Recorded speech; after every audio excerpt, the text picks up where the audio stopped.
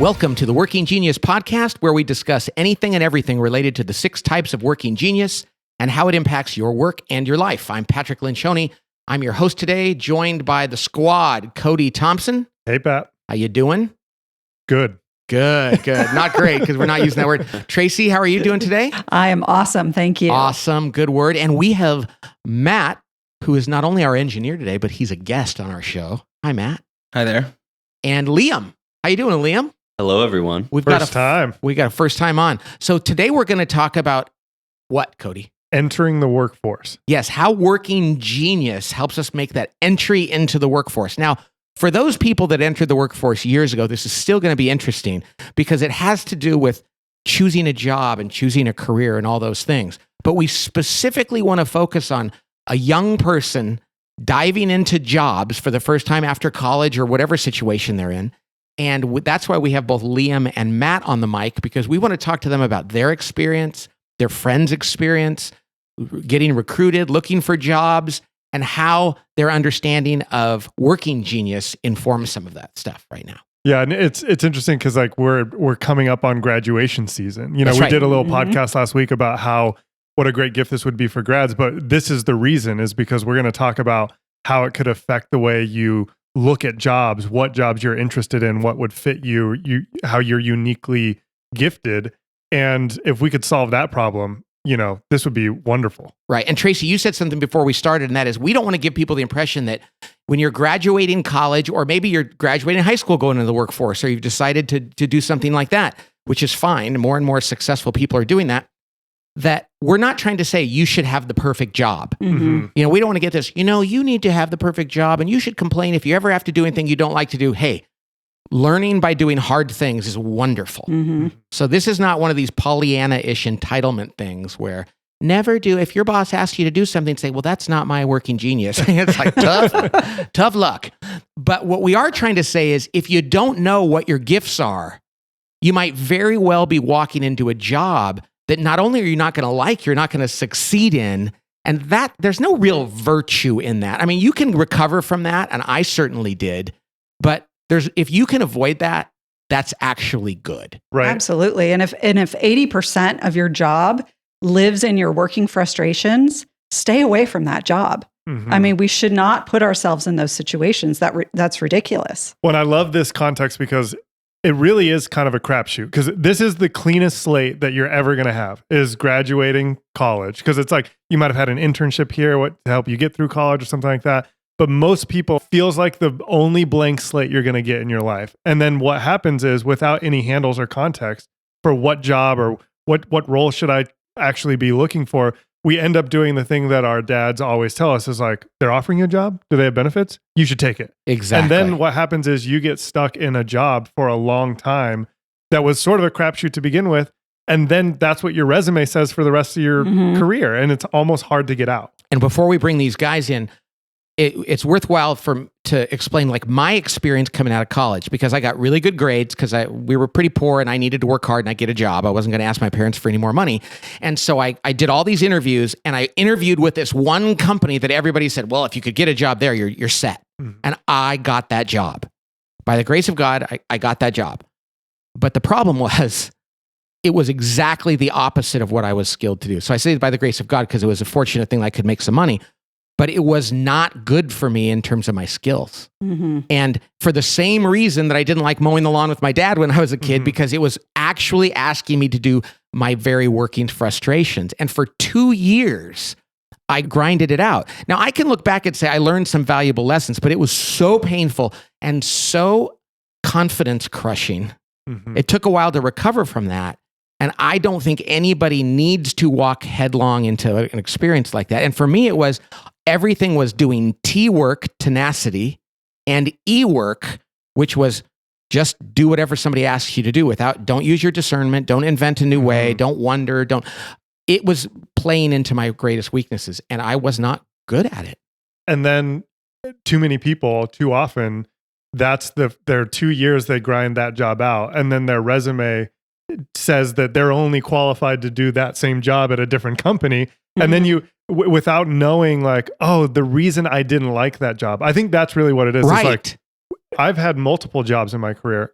I didn't know why I didn't like some of them until I looked at it in the working genius lens. Right. Because I always thought, oh, maybe it's just like my coworkers, or maybe it's this. But when you look back, I even went to a startup and there were 4 people there. And I was like, why should I not like this job? And so this gives you handles to go, oh, okay, so I didn't like it for a specific reason. Then I don't just go out and mine all these job sites for another job with no context. I start looking for the job that might fit my task profile. ability. Yeah. The first job I got was at a management consulting firm. Well, I'm a management consultant now.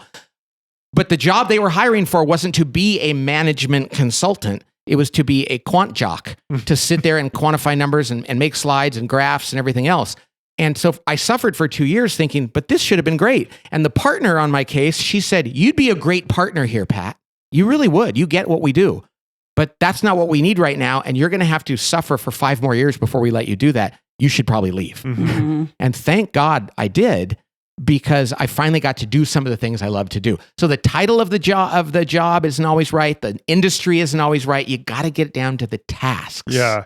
The other thing we should say up front is that, and somebody pointed this out. We had talked on a previous podcast about, hey, every job should have a 2-letter code on it. And even that was a little too idealistic, because the truth is that every job is a 6-letter job. And when we say 6 letters, like the WIDGET, that represents all the activities of work, and every job you do all 6. Yes. Now, but what the important piece is you should know the order of those 6 letters for every job. Something just occurred to me, and Matt and Liam, I'm going to ask you this too, is I almost think it's more important to understand your working frustrations. Yeah. Because you can't get the perfect job, but you can avoid getting the perfectly miserable job. That's right. So let's talk to you guys about, Matt, what are your working frustrations? Which 2 letters are the ones that if you had to go to work every day and do that, it would just crush you? Tenacity and invention. Tenacity and invention.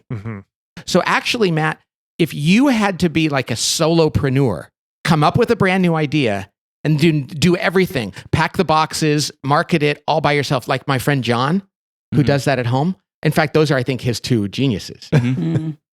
How fun would that be for you? Well, I took entrepreneurship in college as a minor. And in the very last class, the teacher asked, so how many of you want to start your own company? And the majority of the class didn't raise their hands, but I was one of the people with my hand down. Damn, you were like, absolutely not. All they talked about was coming up with the idea and then all the details and execution. And it sounded horrible. And yet, entrepreneurship sounds so cool. Yeah, very sexy. Probably that's why you picked it as a minor, right? Entrepreneurship, that sounds fun. Yeah. But the good news is you came to realize that's not what I want to do. And now you know why. Now you know why. Liam, what are your working frustrations? My working frustrations are WI. And it's funny, we were in a meeting, I think, talking about our services industry of the company. And you asked me to come up, or you asked the team to come up with a metaphor. And I was like, nope, I'm not an inventor. There's no shot I'm going to be able to do that. So I referred right back to you. And what a great thing that we can go, oh yeah, that's not my thing. Right, because I would be, why can Cody and Pat come up with the best metaphors and I have nothing going on there, but now I understand. Right. So if somebody said to you, hey, we have a job for you, Liam, we want you to think about things, have deep thoughts and come up with new ideas. And Matt, we want you to come up with new ideas and then implement them on your own. That would be horrible. Now, fortunately or unfortunately, most jobs start, Tracy, a lot of jobs for people entering the workforce are tap into which thing? I would say they're probably ET jobs. Right. Most of us start our careers kind of in that category, unless you're in sales, maybe. Yeah. Right. Enablement, be helpful, do whatever we ask you. Tenacity. And just get it done. Get stuff done. Grind it out. So we tend to start there because companies have a lot more roles in that area. That's right. Those are my working frustrations, and yours too, Cody. So we were kind of screwed coming out of that college. The truth is I actually thought, well, you know what? I might not be good at work. Like early on in my career, I was like, I guess I just am not good at this, and everybody else is good. Yeah, I have a defect. It goes without saying. We think it goes without saying, but it's worth repeating. Which all of these are critical. It's not like when you say that the majority of the jobs coming out of college are ET jobs, it doesn't mean then you get to graduate to the IW job. Yeah. It's like that's not the point. The point is actually probably the way we've talked about it is companies spend increasingly more time as you go down from, you can spend very little time wondering and a lot of time teeing by the time you get down to tenacity. So it makes sense that the majority of jobs that are out there are actually ET jobs because we spend the most of our time doing that. And boys, let me ask you this question. Boys, you're young men. But think about this. All of us are young, me and these boys. You know, Yeah. just Which majors and which kids in college had the easiest time finding jobs? Like if you majored in this, it was probably easier to find a job. They recruit for that. There's a lot of jobs in that area. I actually don't even know. I would say maybe marketing. It seems like marketing is always the finance and accounting, probably. finance and Finance and accounting. They're Oh, like, yeah. is Yeah. there a right answer here? Think about there all is of your a right friends answer. Yeah. that did finance Yeah. and accounting because there's a ton of that. And with their and you have one of your friends, Joey, and he is just grinding, Mm-hmm. right? Because they can take somebody that's pretty new to that and go, we got a lot of work for you to do. Mhm. Now that's the beauty of that. If you're an ET, congratulations. That's right. It is not going to be hard for you to find a job and a job that actually suits your skill set, right? The other one is engineering. A lot of people go, I should be an engineer. I think my dad would have had me be an engineer with a finance minor because he knew that there's a lot of jobs in that area and that would have crushed me. But so those are the kind of things that lend themselves to first years coming out of school. Your son had two That's great right. job offers. He's an engineer. That's right. And he actually selected his final job that he selected. Actually, his working genius informed that. So he had an opportunity with a big company and then he had an opportunity with a small company. And the small company allowed him for more invention. He's an IT. So he decided to go to this company for a variety of reasons, but the IT thing was a big part of that. Isn't that crazy? We're sitting here talking about it, and Harrison, your son, took a job so he could do IT stuff, and it would be your nightmare. job Nightmare. now. I know. I love that. You can know these people, and they can seem all similar, and then you break this down, and they have these amazing... I talked to a guy in my kitchen the other night, a friend of yours, who was at our house, Alex, and he has been playing video games for the last 3 months because he's not sure what he wants to do. And so I said, get your phone out, take this thing. And 10 minutes later, he had results. And I guessed them because I know this young man. And I said, hey, whatever job you get, make sure that you get to use this and this. Mhm. And don't take a job that's going to primarily do that. And he goes, well, that's exactly what I should be doing. Mhm. I mean, it literally in 15 minutes, it can give you insights. into Well, that. I loved just last week, Pat, you and I were doing some stuff around Working Genius with a group of like 30 people. And one of the guys shared a story where his son Oh my gosh. was in the middle of finishing his third year of nursing third year of school. nursing school. And he had his son take this. And it turns out that like all the things that he knew he was going to end up doing as a nurse were his frustrations. It was enablement and a few other things that would suit that role really well. And the guy kind of tongue in cheek was like, it was great for my son because he decided to change his major 3 years in. And he was grumpy. I mean, he was frustrated and now he feels liberated. Mhm. But Bad for his pocketbook. It was Yeah, bad. thanks, Pat. I just invested 2.5 years in nursing school for my son, and now he's doing something else. And yet the guy But that's worth every the guy penny. like tears in his eyes. He said, "But that gave my son the clarity to pursue what God meant him to do." And I love, you're totally right that maybe this conversation is mostly about your working frustrations to go, because the last thing, I have 2 little kids and when they get jobs, like the last thing I would want for them is to go to work and for them to be miserable. Yeah. Now I want them to go and do hard things and go and have to stretch themselves out of the box of like what they think that they're, uniquely equipped to do. But going to work, and I know you know this, like you don't want your kids to go to work and be miserable. Oh, that's hard. At least working competency and above would be fantastic. You know what's interesting? You mentioned this about parents. So Liam, you're 22 years old. Yeah. But many times since you've worked here, which has only been like 9 months, but it's like 9 years Right. off his career life because we've done so much work. But you always talk about your parents' view of what you do.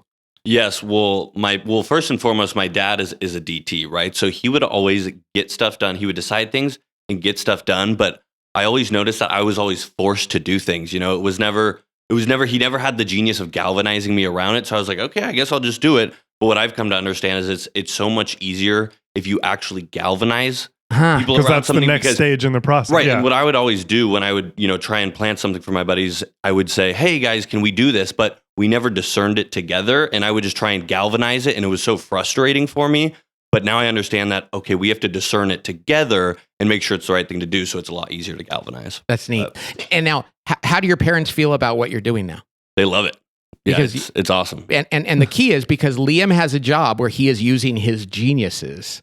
And I've talked to his parents a few times, and I know they were like worried about you, as we all are. So it's so many people listening. This might actually be parents of somebody going into the workforce, and you're just thinking, oh God, help them do something that taps into the gifts you gave them and that they don't become miserable at. It's interesting because one of the ways we talk about hiring is like, I'd mentioned this to a friend of mine recently. I said, we hire people and then we figure out people who fit our culture, and then we figure out how to best leverage their talents. Now, that sounds like Disneyland because that's not how most companies hire. But what they're trying to do is exactly that. When they write here's what the job requirements are, and they're trying to match up like, oh, a person that has this skill set that would add to our team. And this is sort of the missing piece behind all of that, which is, hey, if you have X amount of years in engineering that's what we need. But here's what you actually are going to do on the team. And it's what's great is a lot of things try to solve that because it's best for the employee, best for the college grad, best for the person that's getting the job, and best for the employer. But until now, we've just not had that ability to match that up that way. Exactly. Hey, Matt, how does your dad feel about your job? Depends on the day, right, Matt? No. Yeah. So, Liam and Matt, tell me. So you have both were in a fraternity together. I know a lot of your friends. What are they doing, and how do you see their job satisfaction relative to their working genius? Yeah, absolutely. I actually wanted to talk about this because, I think the one piece of advice that I would give to people coming out of college is, you don't have to work for the big company. Because people are going to ask you coming out of college, hey, where are you working in? You want to say Tesla, you want to say Salesforce, you want to say the big companies. And while that's great, that's not necessarily important because you want to be able to work in your working geniuses. And, we have a friend who I believe he's a WI and he's working for a huge sales tech company and he hates it because he's always doing ET work. And we went out to lunch one day and he goes, I think I want to start my own company. I'm like, you should do that. You're an inventor. You will love that. So it just shows how important it is to work in your working geniuses versus having to ET with a huge name brand company. You know what the irony is about a big company? Like you guys came to work here. We have a dozen people in our headquarters here. When you work at a big company, you get siloed a lot. You're like, here's a job. We have 1 million of you, and you just do this. When you work in a small organization, they need you to do all kinds of things, which allows you more variety, and you can probably find things that match your genius. What about you, Matt? What do you think about the jobs that your friends have coming out of school, and how working genius kind of informs this? Well, like Tracy said, a lot of heavy on ET. A lot of my friends are doing just the same thing over and over again, ET, regardless of what their working geniuses are. But I thought it was interesting what you just said about small companies, that it actually might be more difficult to do all those things without the working genius kind of informing what you're doing in those companies. So like, yes, you might be doing a lot more, but you're doing what you actually get fulfilled by and what gives you energy. Right. It really depends on who you are, doesn't it? And here's the thing. We've told this story before, but when you two came on, you were the first young people we hired out of college, right? We'd never done that before. And so we hired you we decided, yeah, you guys should work here in January or February. And then you came and started in July. And 2 weeks before that, we discovered this model, thanks be to God. And so the first thing we did is we thought you were going to be working on certain projects. And then we had you do the assessment and staffed you on things completely different than we would have otherwise.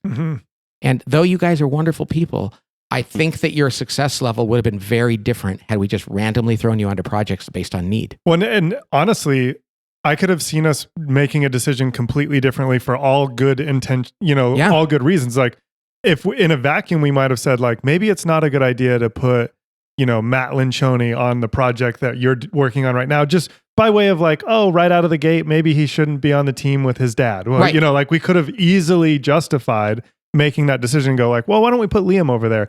And it would have been, we say this is not marketing. It would have been really detrimental to our team to have done it that way. Not to mention to their satisfaction, but just to the work.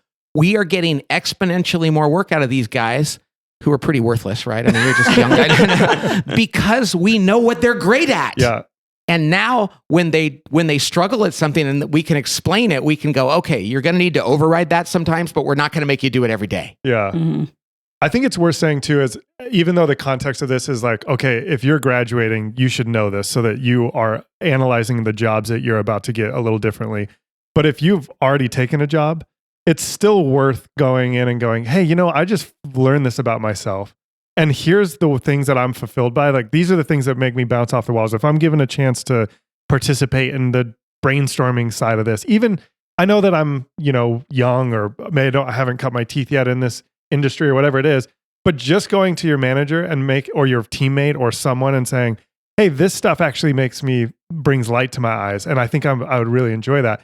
That can make the difference too. I look back and I go, if I had just had this language at some of those jobs where I was dissatisfied, if I had just said, hey, I'd love to do some of this, they would have been like, oh yeah, there's room. There's a little margin for that. Yeah, even relatively poor managers, if they understand this, they still want their people to be productive and get more done. Mm-hmm. And at your company where there was just 4 or 5 of you sitting around that table, had you had this language, even the manager you had that wasn't all that interested in your well-being would have thought, well, if I can sell more of this product and this company can be more successful, I should let you do that. Mm-hmm.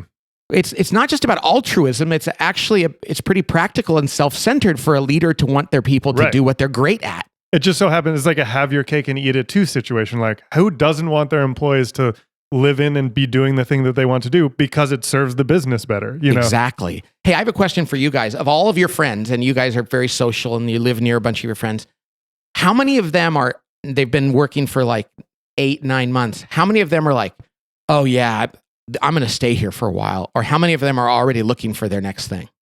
Kind of neither. What do you mean? How can it be neither? Because they're settled in. They're doing their job. I think they still probably have the same mindset that you had. They're glad to have a job. So they're just grinding it out. Yeah. Oh, so they're like, I'm going to stay here. There's a handful that actually stay there not because they're fulfilled, but because they have something. Exactly. In a way, it was probably hard to get a job in the midst of that, like this year. Yeah. You know what is funny, and it's like there's positives to that in terms of appreciating that. The negative can be if they get used to the fact that, oh well, work isn't all that fulfilling anyway. Right, and I think a lot of people coming out of college that's what they think work is. They get comfortable and they don't think there's any room. They don't think there's any outlet for their working genius. Interesting. So now you guys are very satisfied in your job. You've told us that. I'm not like, you don't have to say, yes, we are very satisfied, Mr. Lencioni. But the thing is, I know you are, because you're using your skills and you're killing it and you guys are having fun. Right. When you talk to your friends about how you're using your working genius, what is that like? I mean, I get pushback with my friends just because, at least from their perspective, it wouldn't be possible. Their job, like you said, is very siloed. Very narrow. They have a very well-defined job with hard limits on what they do.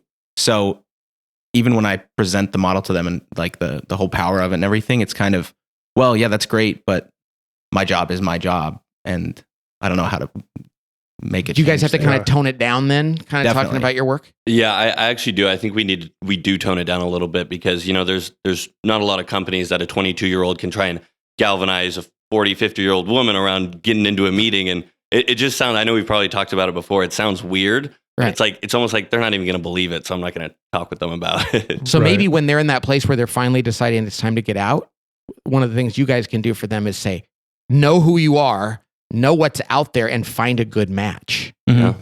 Does that make sense? Yeah, it actually is a lot more effective when we talk to them about the frustrations. Like you said, when we tell them, hey, you probably don't want a job that involves this stuff. And they're like, you're right. I think I would hate that.